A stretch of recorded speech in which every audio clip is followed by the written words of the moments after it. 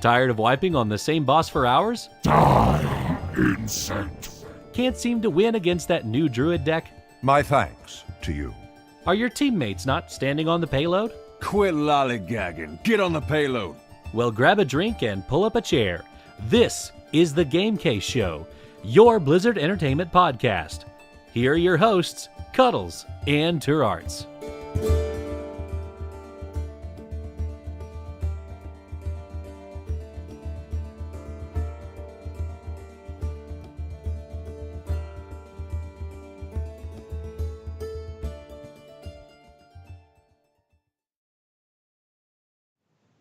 Well, hello, hi, howdy, and welcome. Episode 110 of the Game Case. I am Chris, also known as Cuddles, a Brewmaster monk on Airy Peak in the Convert to Raid Guild. And I'm Turarts, a Beast Mastery Hunter, also on the Airy Peak server in the Convert to Raid Guild. This week we're going to talk a little bit about our week in gaming. We're going to answer some questions from the Cuddle Crew. And then we're going to be talking to one of the men that I totally forgot to turn off my alert noises. Audio listeners, hopefully you didn't jump too hard. Gonna move over here. And oh my gosh, where is it? I thought it was on the bot, but it's not. Notification. That's just. I'm adding just a little thing in the show notes for future. It's fine. Yeah, no. It's fine. It's good. At the very top, it's beautiful. Good. Now, why do I have one called Alerts and one called Streamlabs? Which one's which? Past Cuddles, what were you thinking? This makes zero sense. Fast Cuddles is like, fuck that. That's a problem for me. We'll figure that one out. I'm proud of you. I have one called Desktop and one called Desk. How drunk was I when I set this up? That's all right. So since I hate editing, we're gonna try this again. 5, 4, 3, 2.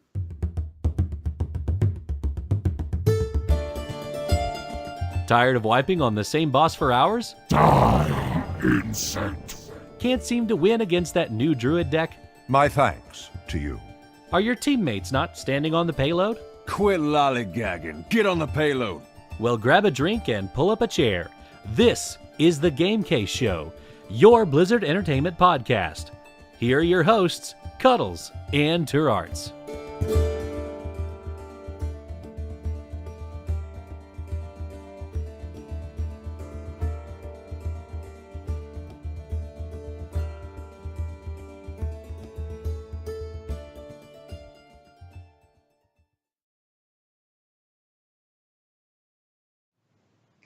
Well, hello, hi, howdy, and welcome to episode 110 of the Game Case. This is the first time that we've ever done this. I promise you.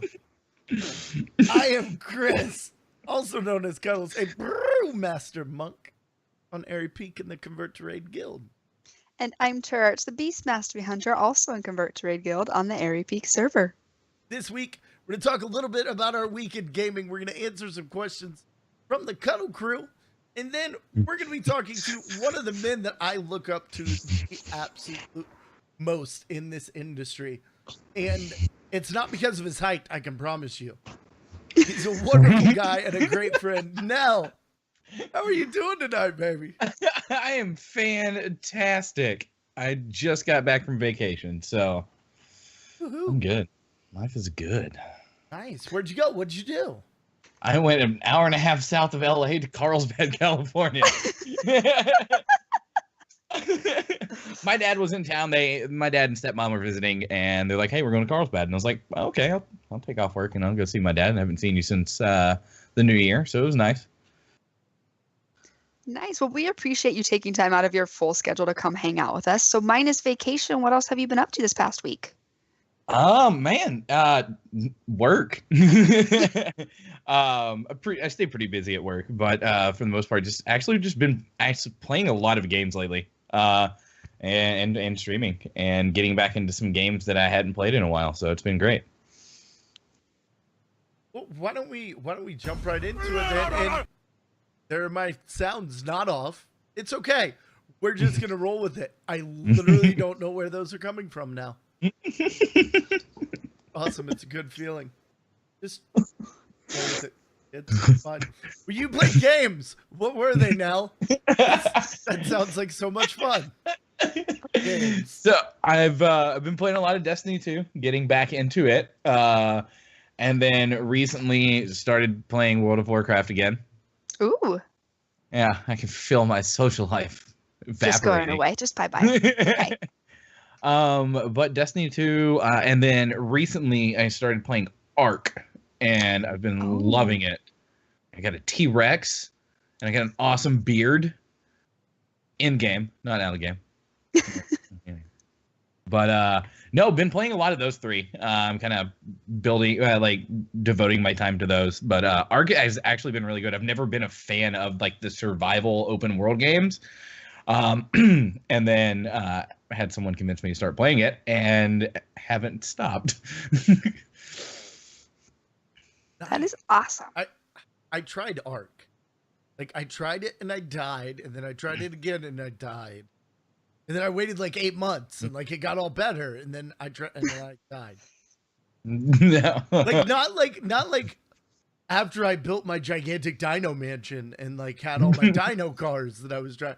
I'm like I didn't have pants on yet, and I was just I never found that like mentor. I need an Ark mentor to walk me through what the heck to do in that game. But Dee, what have you been doing? You've been gaming, playing games? I have. So I've been doing a bit of the PUBG. Still suck. No, actually, I'm getting a little bit better. I've been doing hot drops. So just whenever I see a bunch of people kicking out of the plane, just kicking out and dying a lot. But it's okay. It's fine. It's what happens. And then we've talked about how, surprisingly enough, I occasionally Call of Duty. Well, on Xbox, Xbone, whatever, they dropped the new zombie map. That's all I do in Call of Duty. I just do zombies. I don't do anything else. But they dropped the new zombie map for World War II. And it's this island where there's a lot of fog. And we talked about on a stream this week, I don't do scary games. I don't, because I literally I jump at everything. I jumped when the cat jumped up here earlier, if you were watching. I don't do it. Well, this game, the fog rolls in, so you can't see the zombies. So I'm sitting here the first time it does it, the whole jump, controller goes up. It was awful. And then as you get far enough when the fog rolls in, this 6-legged ex-human bug creepy thing comes out. No, not having it. Scream. It's just, I don't do spoopsy games for a reason. It was bad. It's fun. It's a ton of fun. I don't understand what the point of the map is yet. I'll wait for someone else to figure it out and post a guide, and then I'll figure it out. But yeah, so that's been fun. And then got into the Cuphead again. So I know. Cuphead, I love it. It's angering. It's just patterns, and you should but it's fun. I love the Cuphead. I bought Cuphead a few weeks ago, but then devoted my time to Laser League, so didn't get a chance to play it. I do have Laser League. I haven't played it yet, but I've heard and watched. It looks amazing. We'll have to get there. It's addicting, and it makes me mad that it's so addicting. I'm like, okay, listen, I'm not getting any better at it. Can I move? Can I not? What have you been up to, Cuddles, in this wonderful week of gaming? Well, I've been playing a lot, a lot of new stuff lately. Kingdom Come Deliverance has a bunch of my attention. The Escape from Tarkov is still that has become an addiction. Mm-hmm. Subnautica, and then I was most recently I got to play They Are Billion. Nice. Which wow. So I jumped into They Are Billions thinking okay, well my first Stellaris game was about 85-90 hours. All right, we'll figure things out. And then I was dead. And then the same thing happened the next game. And then the next game. I think my record so far is 17 days. Ooh. I'm bad. I'm supposed to. I think I have it set on the easiest, and like 120 days is winning, I guess. And I literally I can't make it the first month. So as much as I very much hate it, it's also triggered my like competitive. Like, okay, well now I have to beat this shit. So now I'm not gonna be able to play anything else until I beat it. But yeah, no, that'll be a thing. Isn't that frustrating though? Whenever you're playing a game and you know you're not good at it, but you're like, I have to get better and I have to devote more time to it. I don't care what else is going on in the gaming world. I will do this. That's PUBG. That is my PUBG. That's been PUBG and Tarkov for. Like, I'm not good at Tarkov. I'm an idiot. I'm like, oh, hey, I'm going to run to the second floor where that safe is, and I have a key for it in my little beta box thing, and I'm dead. Like, that's every Tarkov experience. I haven't been good at a shooter since Halo 1. So it's been a while. So I play all these games. I'm like, oh, I should get better at PUBG and devote more time to it. And then I'm like, I'm not getting any better. And I'm just getting more mad. But I keep queuing. Yes. Yeah.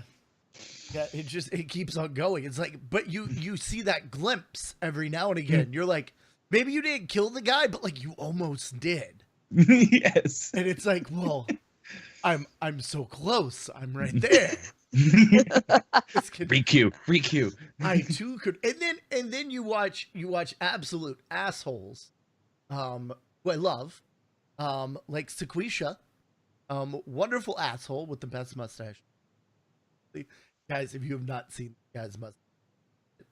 But he's good at video games. I was going to say something, then I remember where I'm at now, so. Oh, there you go. Oh. There you go. I see what you did. No, but you watch these people that are actually good at video games. Like the Shroud. And then you're like, I could do, like, it's just the same buttons, right? Yeah. No. No, it's not. No, trust me. Whenever I watch YouTube, I watch like pretty much just like skateboarder vloggers, and I'm like, oh, I could hop back on a skateboard right now. I haven't been on one in 8 years, but if I do it right now, I'm sure I'd be good. Hopped on one and almost killed myself a couple weeks ago. I'm like, no, like, okay, My concept. So, I had this tweet. Accidentally let Miles watch Batman Gaslight. Great movie, not good for a 5-year-old at all. But he's playing Batman Arkham Knight. Now, when it gets to the parts where it's like the Jason Todd bad scenes, he leaves. For anyone that's played that game, when it's those parts, Miles, go to your room, sit. He knows, go sit in your bed, and then get through it. But him and my husband usually play. So tonight, I'm like, okay, I'll play with you. I'll get you past this. And it took a half hour to get through one room because I kept dying from the bad guys. And then he took it and cleared the next 2 rooms in 10 minutes. And I'm like, my 5-year-old's better at this game than me. I'm done. But now I want to play it because I'm like, I can't let my 5-year-old be better than me. Like, this is not happening. I love him, but no, you're 5. No. You're 5. This is not how this works. Not this soon. Goodness. Yeah. Yeah. No. Well, I don't think we have any questions this week, but guys, if you do want to get in questions for the show, you can go to bit.ly/CuddlesDiscord. Get into our little Discord there. There's a little channel that says, get this, it's innovative. Questions for the show. You put your questions in there, and then we answer them. It's beautiful. That's really the entirety of the whole system. So no questions. Want to say that again? You guys can put the questions there. If you want to.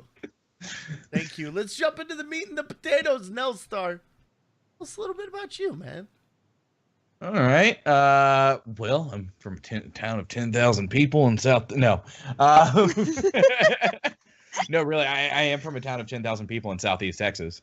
There are 3 oil refineries that surround my high school. It's awesome. I don't live there anymore. I live in Los Angeles now. A little bit about me. Background, I guess I'll start. I am the Influencer Relations Manager at 505 Games here in Los Angeles, California. I'm also a former full-time Twitch streamer who went to the dark side and switched to Mixer. What? What? No. no, I haven't heard of anyone doing that over the past 2 months. No. But I've been streaming off and on for the better part of the past 3 years, which means I've been on Twitch for the better part of the past 3 years. Thank you, Haley Baby and Duck Sauce, for making me make an account. I miss Duck Sauce. I've been in my position at 505 for the past 4.5, 5 months. But essentially what I do is I work with content creators like Cuddles here. Whenever we have game launches or different activations to get them, what they need in terms of our games, and also help them grow their channels along with the games themselves. That's what I do. I'm a former community manager at AMD. Technically social media specialist, but it's the same damn thing. Different title, same thing. Yeah. Before that, I worked in sales. So that's me. All right. Well, that's a lot of info, and we're going to break it apart and nitpick and ask some questions. Let's do it. So first of all, when did you first start streaming? You said 3 years ago. What was it on Twitch? It was on Twitch. I started streaming July 15th of 2015. And were you variety caster? Did you have that one niche and just go, or? I was a Star Wars The Old Republic streamer, as I have a tattoo from the game on my arm. I played Star Wars The Old Republic for roughly the first 5-6 months that I started streaming. First 5 months I got, let's see, I started in July, and then by the end of January at PAX South, I hit 2,000 followers. Oh, wow. It was nuts. And then after that, I decided I wanted to play more games, because all I did was play World of Warcraft for 10 years before that. And I was like, I have a huge backlog now. So I kind of went the variety route, but kind of still stuck with my roots of MMOs, and actually switched from Star Wars because they basically said, we're done providing content for this game. And I was like, okay, great. I'm going to go play Elder Scrolls Online. You guys have a great day. Thanks for the tattoo that's on my body for the rest of my life. And then played ESO and grew. And then about a year later, PAX South. No, that actually right then, PAX South is I went full-time, unpartnered, was full-time for about 9 months before I started working at AMD. And then when did you hit partner then? So funny enough, I never actually hit partner on the original account that I created. I am from Southeast Texas, as many of you guys saw this past fall. Southeast Texas was hit pretty hard by Hurricane Harvey. And put in perspective, in 48 hours, my hometown got like 52 inches of rain.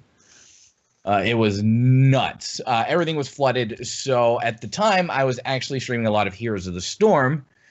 So I created a new channel called Heroes for Charity. And together with 24 other broadcasters, we streamed for 72 hours, raising $15,000 for Southeast Texas. And then 3 days after, or 4 days, because it was a 3-day event, 4 days after we created the channel was partnered. Wow. Definitely a different route. Yes, it was a totally different route. I was like, I've been grinding for this long, and it was all I had to do was raise 15 grand for charity. I could have done this years ago. Oh my God. No. But I have been a charity broadcaster since I started. I think total projects that I've been a part of have raised over 25 grand for charity in the past 3 years.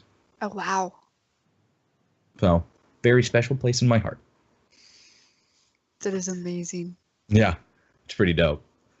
It's pretty dope. But, and then, so I still have Heroes for Charity, is still a Twitch partner channel, but Nelstar15 is a Mixer streamer. And I want to get into that a little bit. How did that transition take place? So, because you guys did the charity stream, and I remember because the CTR kind of piggybacked off of that one. Mm-hmm. You guys did your 3 days of epic awesomeness. Mm-hmm. And then what kind of happened? You got partnered, and then now we're in Mixer. What was that like? So it didn't really have anything to do with the marathon itself, because I knew if I was going to run Heroes for Charity, it's always going to be on Twitch just because of the reach. And because of the amazing, amazing community for Heroes of the Storm on Twitch. But I was kind of thinking about like me as a person, just Nelstar15, Slate. What does Slate want to do? It's like, I kind of want to try new things. And I actually went to PAX South this year and retired from streaming. I was like, I'm done. I don't want to do it anymore. It's what I do for a living, coming home. And after, dealing with Twitch, YouTube, and Mixer all day, I don't want to stream anymore. I love supporting my friends, blah, blah, blah, blah, blah. At PAX South, I met all these amazing Mixer streamers. And then also whenever 505 brought me on, I was like, listen, we're going to do a lot of stuff with Mixer, and it's going to scare you guys, but we're going to do it because these guys are great content creators as well. We're going to work with Twitch and we're going to work with Mixer almost equally because I think they deserve the same amount of attention. But then about 3 weeks into being retired, it's like, shit, I want to stream again. I was like, I got the edge. And I've been playing Ark, and I was getting really into everything. And it's like, if I'm going to come back, I'm going to go back to Mixer.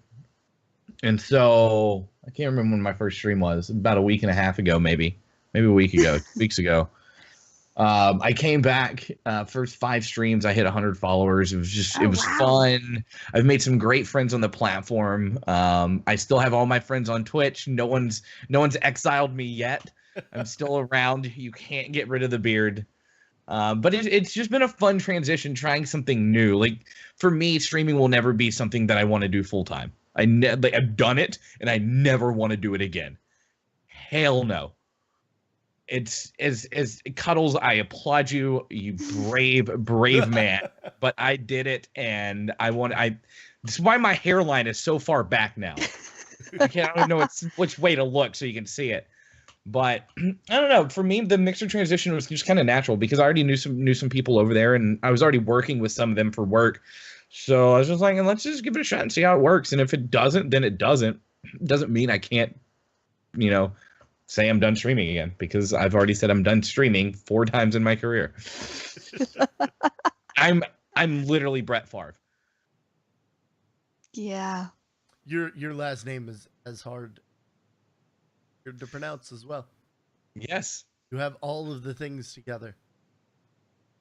You are the perfect embodiment of the Favre. And it went perfectly because then I retired and I unretired to come back for the rival team. You did? This is true. Yeah. Isn't there a YouTube game stream? Like revolted. I'm not going to YouTube. Not going to YouTube. Okay. I was gonna say, if you wanted to, then you could. Went Green Bay, Jets, Vikings. I like streaming on platforms that work. Oh, shots fired. YouTube is a hosting, video hosting site. Listen, YouTube as a video hosting site is amazing. Like, there's nothing that will ever compare to YouTube and what they've done. But their live stream is lacking, and I've let it be known before. Like, I don't think it's a secret. Yeah. I think everyone feels the same way, even people who stream on YouTube. Hitbox is still out there, man. Like, there's still people. Wait, are they on really? Hitbox. I'm not. I kid you not. Pull it up. Somebody is streaming. It might only be like 6 people, but as far as I know, Hitbox is still there. Take me like 10 minutes to type. Oh no, it changed to Smashcast. Oh, there you go. Yeah. Smashcast, brah. How do you even see? Oh, yeah. That's 5 viewers. Yeah, their top streamer has 7 viewers. I'm telling you, you want to be a big, you want to be a big fish in a small pond. Like, Smashcast is the opportunity grab right now, children. Let's just take it over. Smashcast. You can be their Dr. Disrespect if you can pull more than 7 viewers. I'm not that big of an asshole, though. I could never do it. No, and I hate to. I'm not specifically. Oh my gosh! Hold on. Turn that off. That was horrible, by the way. Everything that was going on that cast. Let's move on because I don't want to make fun of people. Okay. It sounds like there were no hard feelings then to Mixer Twitch transition. No, none whatsoever. It was a natural transition, and even people like Cuddles have come over and support me as I'm over there. So it's been dope. It's pretty dope. Well, let's talk about what you do with 505 Gaming. So you said you talked about, you skated over this a little bit, not skated, but gave us kind of a briefing. You help them connect with content creators like Cuddles and get their games going. What else, like, what more is there to that, I guess, or go deeper? So I guess what I can talk about is I was brought on to kind of change the way that 505 deals with content creators. And that was starting up a couple different initiatives and building out relationships that I already had. So, you know, working with Cuddles is natural. I've known the guy for, it'll be a year at PAX East. Actually, it'll be a year in a week because PAX East was so early last year. Oh, I'm so glad it's not going to be cold. But I basically I've come in and have said, hey, here's what we should be doing. Can we make this happen? And then also working with them with what we can make happen and pushing that with, you know, I guess people who want to play our games. Luckily, 505 has a history of great games that have come out. If you've played Don't Starve Together, or if you've played Stardew Valley, or Assetto Corsa, or Abzu, you know that they do have great quality games. Abzu, absolutely one of my favorite. I didn't realize that was you guys. Yes. Yep. I ate that game up. I loved it. And it's gorgeous. Oh my God. It's so beautiful. But yeah, they brought me on because I had done a little bit of influencer type things. I set up AMD's Twitch partner program from the ground up. I built it myself. I picked out the partners that we were gonna work with, and then ran that. So it was kind of a natural transition. Though I had a few stops along the way before I went from AMD to 505, namely a social media company with the initials FB. But besides the point. Yeah, it didn't last very long. But yeah, so what I've done is I've looked at what I've experienced as a content creator. You know, what have companies thrown at me, and what do I like and what don't I like, and how can I take this experience and build out a program that, yeah, I mean, essentially when you're talking influencer relations, you're like, okay, I need to gain exposure for a game that we have coming out. But at the same time, what can I do to also build up the people that we're working with? Because what I've said to multiple people is, if you working with 505 leads to you getting paid by another company, then I've done my job. Because I think it's a two-way street, and we need to, you scratch my back and I'll scratch yours. So yeah. Let's party, and let's have a beer at the next convention and talk about what we can do. That's awesome. Yeah. And you've been with them now for? Since October, so 5 months. 5 months next Friday. Yeah. And I've had a beer and I've partied with him. It's fun. It's the thing that you should, like, I recommend this. I've thought about putting it on TripAdvisor. Recommended things to do at PAX South. Oh, party with Nelstar at a convention. Oh man. But yeah, it's been a wild ride, honestly, and I don't think I would be where I'm at or have the knowledge that I have without, the fact that I was a full-time caster, the fact that I started streaming as a whole, right? I look back whenever I was like 10 years old, and I was like, I want to work in the video game industry. Like, that's all I wanted to do. And then, of course, I have my dad, who was born in the 50s, who's like, you can't make money in video games. And then, of course, because he said that, I'm like, watch me. Now, like, this is my life goal to prove you wrong. Oh, God. And so it's just like kind of, I don't have the artistic ability. I did the computer science thing in college for 2 years, realized that I hated it. I was turning the one thing that I loved into something that I hate. I was like, I'm going to be an English major. Oh. I read books in college. But then, after that, I worked shit jobs. I'm not afraid to admit I worked at Enterprise Rent-A-Car for 2 years after college because it's the only people that would hire me with an English degree. And then discovered Twitch while I was working in sales, and I just kept at it. Whenever I first started streaming on Twitch, I was like, what can I do to market myself with this? But on like a professional level. It's like, this is great. Like, I'd love to be able to play video games full time for a living. Like, that'd be dope, but I really want to work in video games. And so I just started marketing my stream as I was a community manager for 10,000 people.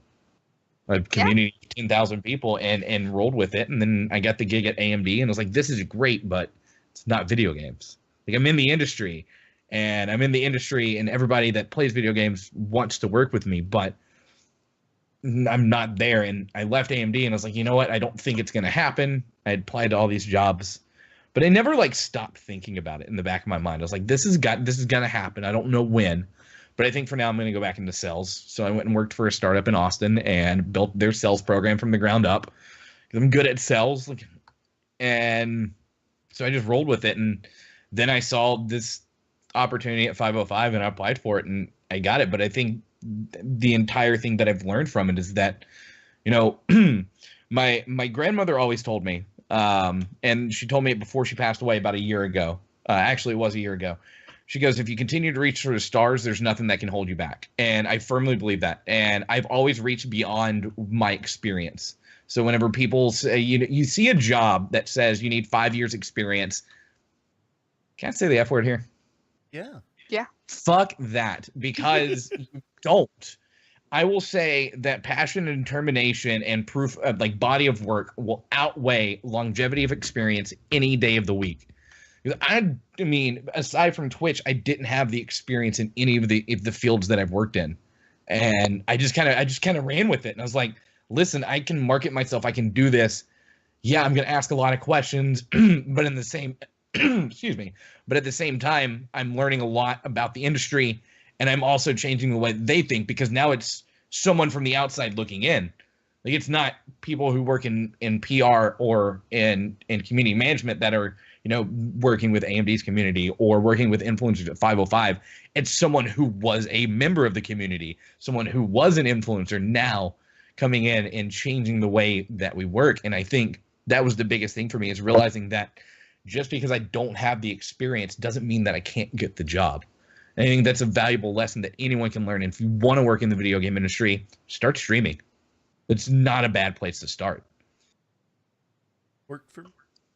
Yeah. I'm in one of those tertiary like industry adjacent places as well, but it's I'm in the like folks like you, folks like Ed and Bo over at Frontier, like these people that have become my friends, where I don't 3 years ago before Twitch, it would have been like, oh my god, that guy works for AIM. Community, and I still have that. I'm like, look at Nell over at 505, like doing this thing. Like, it's awesome, and I still get that awestruck. But like, all of a sudden, these are people that like you're just hanging out with, and they become your peers. And I think, I think that's the magic where Twitch can kind of slide you in there, can help you. It's not going to get you a job, but it can damn sure open the door. A lot of things. Exactly. I mean, I've, you know, well, I need to change it now on my LinkedIn, but I have, because I'm not streaming on Twitch anymore. But I think at the same time, like, my LinkedIn shows that, hey, I was a full-time streamer on Twitch. Now I do it part-time. I've raised this much money. I have this many community members, blah, blah, blah. But then another thing I did is, I don't know, we haven't mentioned it. I also am the social media coordinator for Heroes Hype, which is the Heroes of the Storm amateur series, which we also run the open division this year for HGC. Amazing. Yeah, so I took it as a free opportunity. Like, I came on first last year as a streamer for the stream team that they were creating. And then from that, I became a tournament admin. From that, I became the social media coordinator. And it's, you know, that's been another big thing is, hey, I'm doing this for free, but at the same time, it's not like I'm really taking time out of my day. We have a social media team of 5 people. Basically, what I do is I create a content calendar, what needs to go out, when it needs to go out. I approve what they write, but at the same time, I'm learning so much about how, you know, engagement works and scheduling works and when to do stuff and when not to do stuff. So I'd say if you are looking, the social media is one of the best ways to get into this industry if you're not a designer or a tech guy. So find an amateur tournament or a stream team that needs someone for social media and volunteer your time. I guarantee you will not volunteer more than an hour a day. There are so many opportunities for people to kind of achieve their goals and their dreams. And I like to say that, like, I am very, very visible proof that if you just work your ass off, you'll get to where you want to be. Well, that kind of brings me to a question that I like to ask streamers. What kind of advice, I guess, on top of that, if there is anything, do you have someone who's looking to just kind of start out at streaming, or maybe they're kind of like me at this affiliate level wanting to bottom up, and this can be Mixer, Twitch, just kind of general advice for someone wanting to either start or kick it up that next level? So I think I look at this from two angles, right? I'm going to look at it from, Nelstar the streamer, but then Slate, who works at 505. Nelstar the streamer is like, just hit the button and make friends. Just hit the damn start streaming button and make friends. I would be nowhere if it wasn't for the people that I met via Twitch and in the games that I streamed. I had just started streaming in July of 2015, and I believe less than a month later was the very first Destiny Con, which was a meetup in a Miller Ale House in Tampa. I knew nobody except for one person. I packed my bags and I flew to Tampa, stayed at a La Quinta, and went to this place. And then everyone was like, oh, yeah, we're leaving the next day, except for one guy. The guy's named Captain Rob, still one of my best friends to this day. One of the only people that I still talk to from my first days on Twitch. And it's stuff like that. Like, just do it. Like, I hate saying that. I hate that saying, but just do it. Just go out there. Yeah, I know we're all gamers and we're all introverts, but just put yourself out there. Go talk to people. Go if you're not good at talking to people, find a place where they're drinking and have a couple drinks and then talk to people, because it'll work. But then for me, I think that's me as a streamer is, just make friends, because if you make friends, you'll grow. Your communities will become one, and then you'll make more friends, and then more communities come together. It's just how it works. For me, from the industry perspective, is don't be afraid. There is such a bad connotation with doing opportunities for free, whether it's a game launch or an activation at a convention. But don't be afraid to take those, because I've seen, and I will name drop, I've seen people like Scarfino explode, like his number count grow exponentially because of one free opportunity that he took. But at the same time, don't be afraid to turn down a free opportunity because you deserve to be paid. Because there are times where you should be paid and there are times where you shouldn't be paid. I think discerning those two and learning how to run your stream as a business are two vital things to grow your channel. Is knowing what to do and when to do it and how to do it. So I'd say if you're a new streamer or you're an affiliate and you want to grow, and you're determined to grow, and being a full-time caster is something that you strive to do, learn how to operate it as a business. Because if you continue to operate it as a hobby, you will not grow.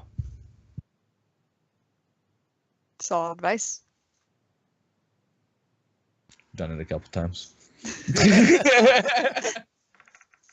But I think that's a big thing too, right? And that's also a touchy subject that no one wants to talk about, like paid versus freedom. Like, determine what you want to do for free and what you don't want to do for free. If a game's launching and they're like, hey, we're going to give you a shirt and 2 shirts to give away. Okay, that's actually pretty dope, because now you're adding value to my cast and people are going to come watch me because I have this exclusive shirt. Like, like stuff like that. Like, if there's free opportunities for that, or if it's a closed beta and only certain people have codes for you to win to get in. Like, think about it like that too. Like, there's other ways to get paid. It's a super touchy subject, and I love talking about it because it makes people uncomfortable, and I like making people uncomfortable. All of this is glorious. It's taking it to that next level. Mm-hmm. And when you do that there's a certain level of uncomfortableness when you're like, yo, guys, I'm serious about this now. So that means X, Y, Z. It's those real conversations. Yeah. Oh, also, cherry on top. Business and personal, don't cross it. Do not, like, there are, like, I will say to this day that Cuddles is probably one of my best friends that I've ever met on Twitch, but we go super formal whenever it comes to business. It is emails, it is names, I'll shoot him a DM and be like, yo, I sent you an email, here's the lowdown, but at the same time, everything is very, very formal. Yeah, my interactions with Slate are totally different than my interactions. Yeah. And it doesn't really matter which one's which. But when it comes to business, and like since then, I've seen, I see this a lot, and I actually I feel like there's. So I just had a friend leave a company as a community manager, and people like straight up stopped talking to him, stopped interacting. Like it became very obvious that that's what it was for. What, other than keeping things separate, what advice would you give content creators about their relationships in and around the industry? I will say this as someone who has left one company and went to another with an extended break in between, like an 8-month break. Whenever you sever communications because someone leaves one position, you are most likely endangering that relationship when they inevitably get another position in the industry. I'm not a bitter person, so there are a lot of people who did cut me off who have come back now. Put in perspective, when I left AMD, I lost 400 followers on Twitter. Oh, wow. Since I started at 505, I'm pretty sure I've gained about 1,000. So, And I bet some of those are coming back. Yeah, some of them are coming back. So I think that's a big thing is realize that this is, as big as gaming seems, it is a very, very, very small industry, and everyone talks. Yep. So when you're talking shit about someone that you used to work with, you know, whether they were a contact or your sponsorship manager or whoever at a company, and they leave and you start talking crap about them, guess what? When they pop up at another major company because they probably left for a bigger one or they left to take a break and they're going to a bigger one, you're now on the shit list. And people have shit lists. Trust me. That's what I'm doing wrong. I need a shit list. Stay off the shit list. But Yeah, no, it's not hard to stay off the shit list. no, just be pleasant to people. Be Wheaton's a Law. decent human being. Yes. Not hard. But no, it's alarming because you hear numbers like gaming being, you know, a multi-billion-dollar industry now. Like, Yeah. But everybody knows everybody. It's Yes. still got a very much like, especially now I can say after traveling to all the conventions, like I don't get as excited about the convention, but I'm like, oh hey, look, there's Tom with or there's Tim with 6 foot. And, Yeah. And there's this guy with that company. Oh look, there's Nell. He's never at a booth. He's wandering around, making people happy because he's awesome. I haven't. Wait, okay, Grant. We had a meeting room at PAX South, but at the same time, you know, I think that's key for me, right? Is I can sit in a meeting room and I can schedule you guys to come in and see our games, or I can get out there and talk to you and be real with you guys. And I think that's one thing that the influencer relations thing is missing. Is there's a lot of people who sit at a booth, and yeah, it's great whenever you sit at a booth and people walk by, but I feel like I've had more success by, you know, sleeping till 11 and staying up till 4 o'clock in the morning, going and meeting people at bars and hotel lobbies and just being real. But I mean, again, I've also been in it from the other side. So yeah, there's me. Yeah. But there are then there are people who are like, oh, you know, they'll talk shit about me, and there's a couple other influencer relations manager. And I wouldn't say they talk shit, but there are some rumblings about, oh, well, they're not doing it traditionally. Like, what's traditional? Influencer relations is literally a year old. We just made that up, guys. Yeah. It's not well, our industry as a whole. I mean, Twitch. Like that's what it's. We talked about this in a stack up meeting the other week. They were our board is asking our CEO like to do a 5 and a 10-year plan. He's like, what the fuck do you want me to do? Like 5 years ago, there wasn't a Twitch. I mean, there was, but. And the same thing with doing anything in this industry towards any status quo. This industry, yes, video games have been around, but video games as we talk about them now, as are a very social different. multiplayer online experience, Yeah. That's new. That's super new. Like it's the Wild West out there. These esports teams, like, dude, you can't walk down the street without tripping over a new esports jersey. Yeah. Like, what's going on? I just want people to realize he said it's the Wild West, and I'm from Texas, and I wear cowboy boots, so I'm really like in my element here. I feel like I'm just gonna be walking around with 6-shooters now and like some spurs and. Why it works for you, man? Pictures. But you are right with the esports thing too, right? And it's super unregulated in esports. So, this team wants to get into this bracket, so this company comes in and buys off their roster and their spot. I'm like, what is even going on right now? I'm so confused. Like, I tried to keep up with LCS and what teams are happening, what aren't, and I was just like 5 minutes in, I was like, okay, I'm confused and I'm done. Heroes of the Storm, I am so lost with who's in and who's not. The Crucible and this and that and Open Division. I'm like, what is going on? Who owns what? I don't like. But it's such uncharted territory. You're right, and we're learning as we go. Like we're operating one of the most successful industries in the world, and literally no one has any idea what they're doing. Nobody has a. Like you have a bunch of kindergartners locked in a room trying to figure out how to like run the government. It's great.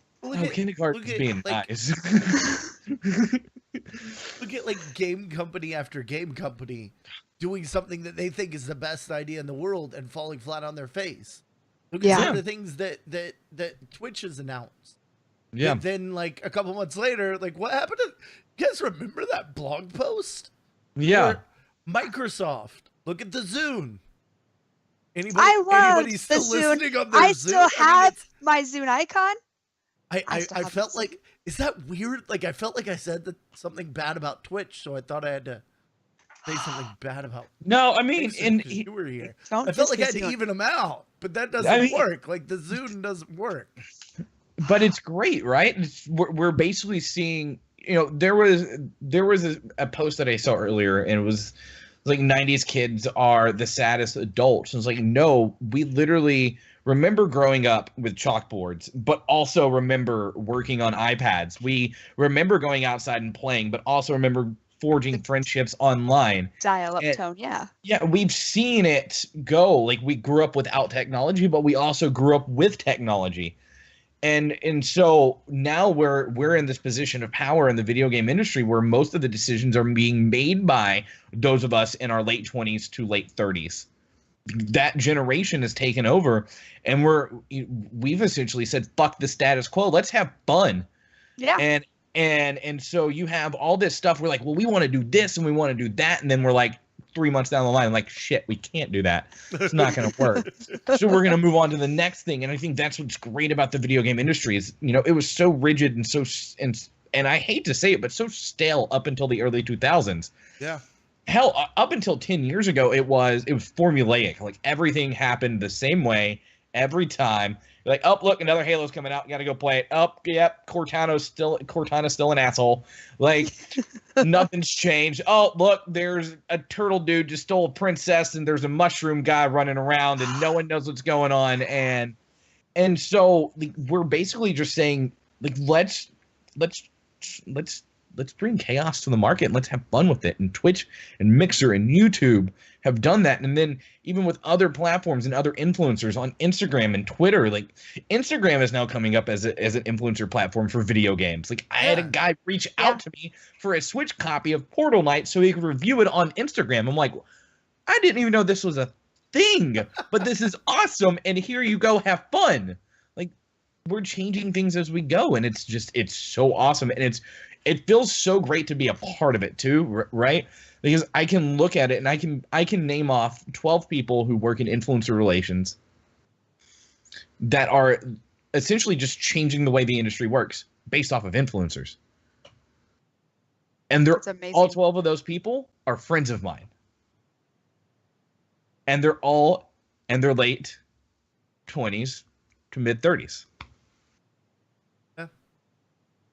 It's cool. It's fun. It's changing how we look at gaming and entertainment as a whole, and it's great to see it. Instead of, like you said, your dad was like, "Oh, you can't make a career out of that," and we're kind of proving that wrong. Like, this is something that can be a satisfying thing, and you can make money too, but it's kind of an aside. to it. Oh, trust me. Whenever I got the formal offer from 505, I called my dad. I was like, "Listen up, motherfucker! I'm moving to LA. I'm gonna work in video games, and it's gonna be awesome." He's like, "You're moving to Los Angeles?" I was like, "Yeah, it's gonna be beautiful. I'm gonna go surfing. I'm gonna skateboard." Oh my gosh. Oh, I love it. glorious. Get a house in the hills, man. Live the dream. Yeah, dude, I live like 10 minutes from downtown LA. It's amazing. Oh, I'm jealous. I'm 15 minutes from Dodger Stadium. Oh, Yeah, I'm about 5 minutes from University of Southern California. you have to go see the Dodgers. Yeah, but I'm an Astros fan. That's like the horrible, like that's the horrible ending, like at the end of that Twilight Zone. Like Yeah. Nell finally moved to LA, but he had to watch the Dodgers. Oh. But yeah, it's been great, and I think it's fun. You know, like I said, you know, we're and I say we, and I include you guys, and I include anyone who's watching, any viewer, any streamer, any supporter, any type of content creator. You have a hand in changing a multi-billion-dollar industry, and it is so dope. Oh yeah. Well, I can't say any words after those words because those were good words. So now, do you have any shout outs? No. Follow 505 Games on Twitter at 505_games.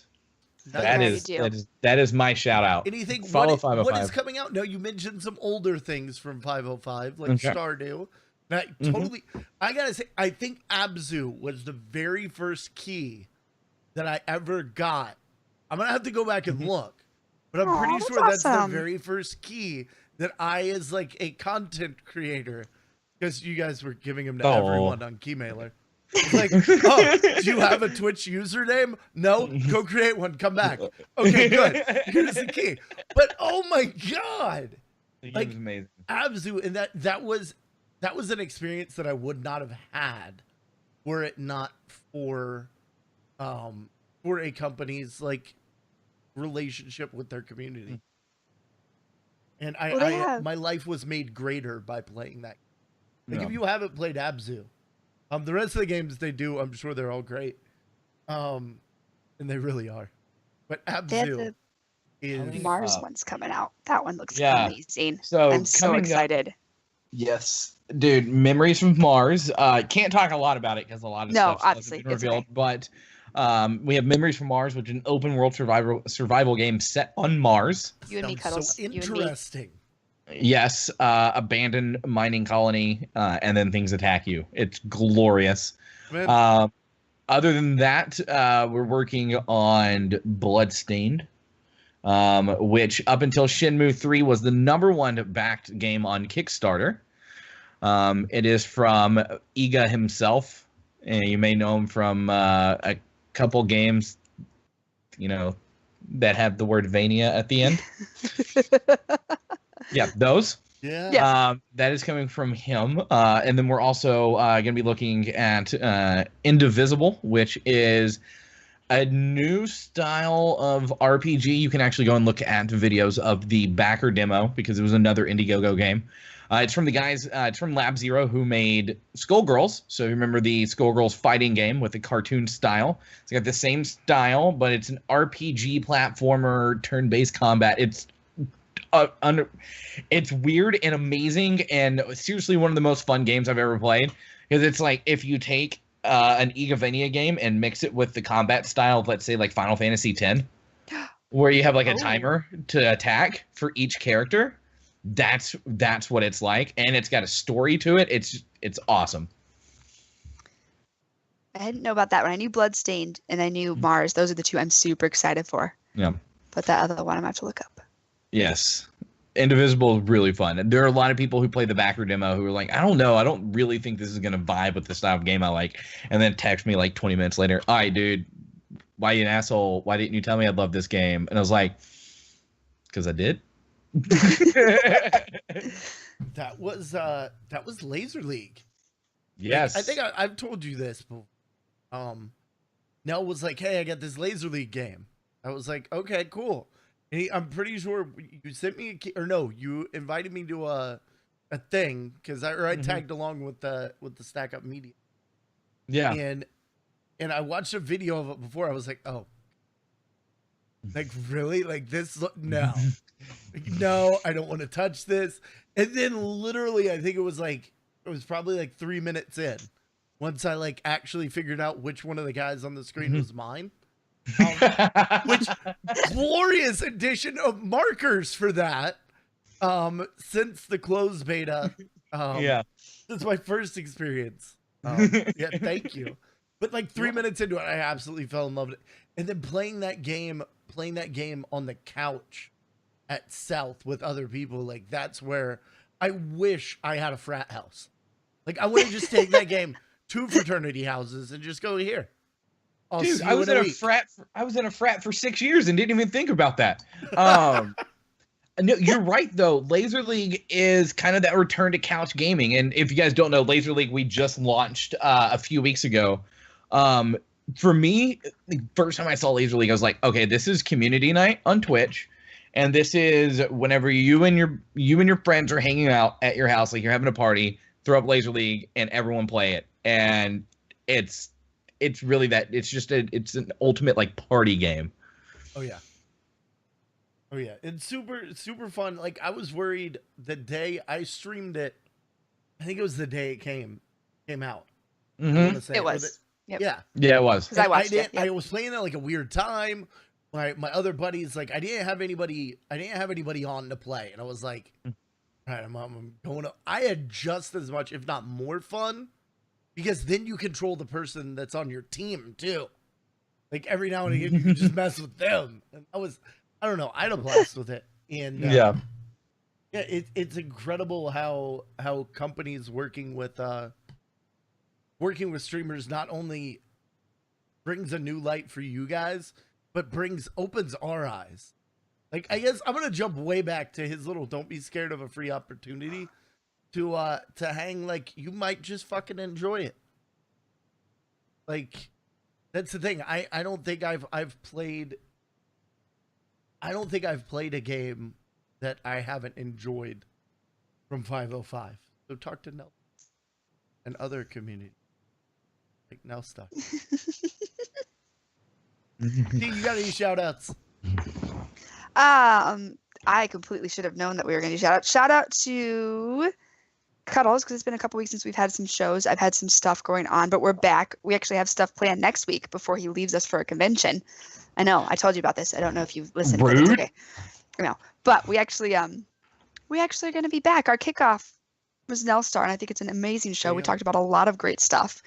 But we're back in the swing of things, so shout out for Cuddles for putting up with my little downs and some ups and some downs over the past few weeks. But yes, and then shout out for Nelstar for coming on, because I messaged you on like Friday and I was like, hey, you want to do this? Hey, I'm on vacation. But no, thank you. This has been fun. I know we've had you on before last year around this time, maybe a week later or so, but or April. It was April. That's when we had you. We had it in April, but we're super glad that you could be back on and talk about something more uplifting than the last time we had you on. But that was another great show. Yeah. But It was good. Thank you guys for having me, for sure. And for my part, Nelstar, thank you. You're awesome. Can't wait to see you east, I guess. East. Okay. Right on. Yeah. Right on. Also, huge shout out to Turarts for doing all the things and stuffs. And now, where can people find you on the internet? Oh, there's a lot of places. Ooh. You can find me on Twitter at Nelstar15, as well as Heroes Charity TV. Those are both me.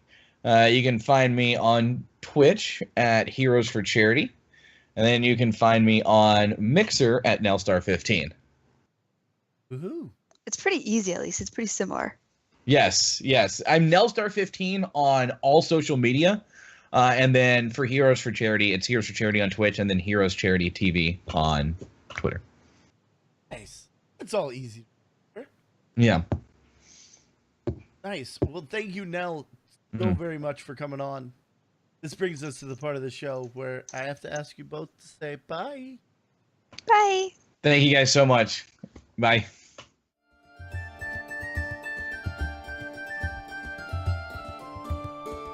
Thank you for listening to The Game Case Show.